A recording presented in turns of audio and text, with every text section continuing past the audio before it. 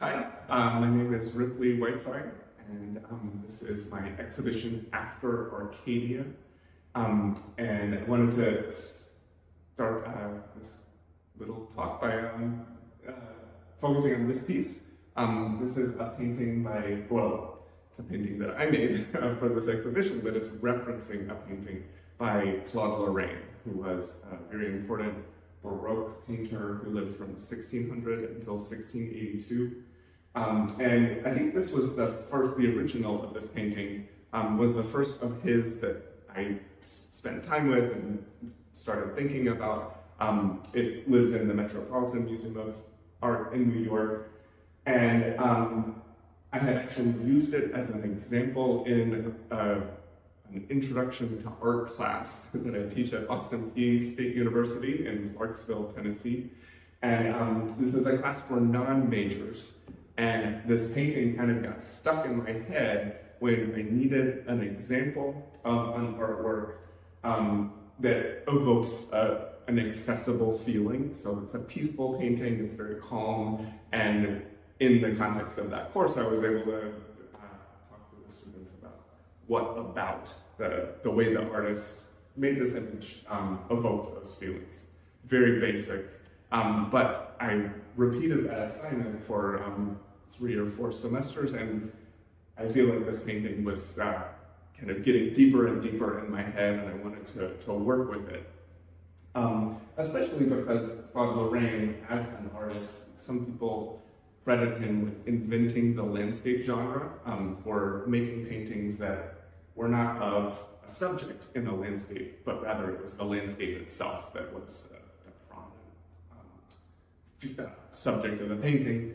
And so I feel like that was an important invention, not just for art history and the history of painting, but also for the way that we conceptualize the natural world and think of it as a beautiful place. I think that's an interesting and consequential and maybe even dangerous idea that we have never been able to shake.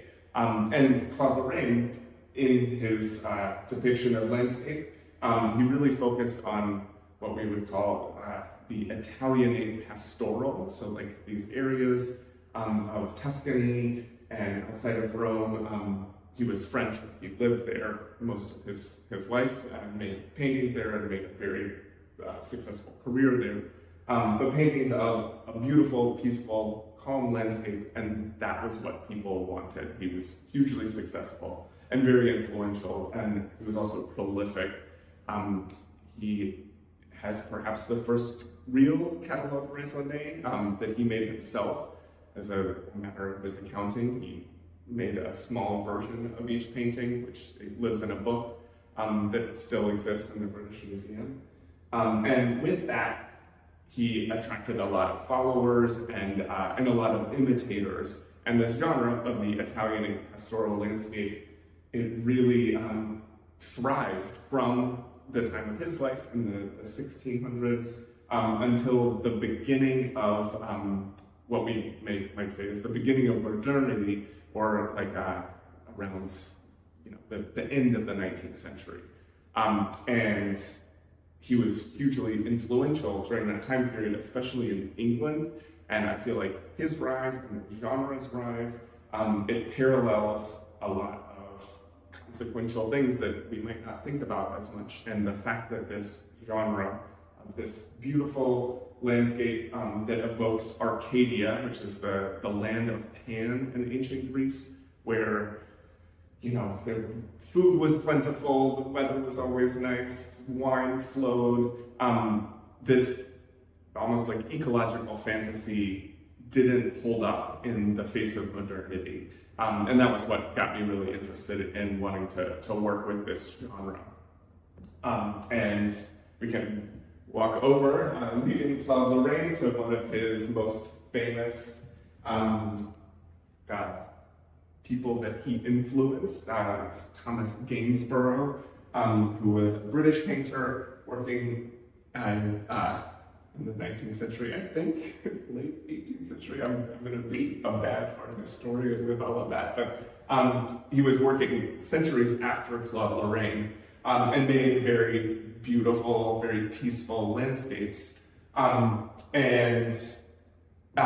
So Thomas Gainsborough was an artist engaged with this genre sort of as it was maybe at the peak of its power, and then it did not hold up after the fact. This was the first piece in this series that I made, and it is using an experimental technique that I feel like it worked.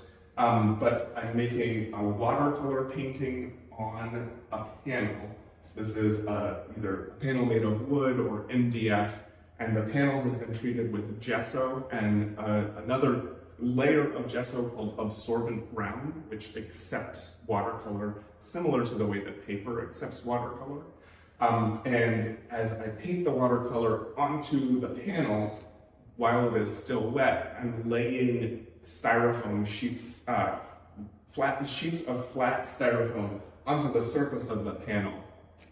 And then I let it dry overnight or for a period of like 5 or 6 hours. And once it's dry, I peel up the styrofoam and see what I've done. And the watercolor picks up the crinkly, spongy texture of the surface of the styrofoam. And I'm really interested in styrofoam in its ubiquity. It's everywhere. It's hard to escape. It's not going anywhere. It is the primary example of a hyper object, which is a term from an ecological philosopher named Timothy Morton, who I really admire his thinking, and he thinks of these hyper objects as being things that are, they transcend location. They're just everywhere. It is something that we cannot conceive of in its entirety, all of the styrofoam in the world. And so I've been thinking about styrofoam since reading his work, and I wanted to also bring that into this project and look back at this genre of the pastoral landscape through a styrofoam scrim or gauze, or through a filter of styrofoam. And that's my show. I appreciate you listening. Thank you.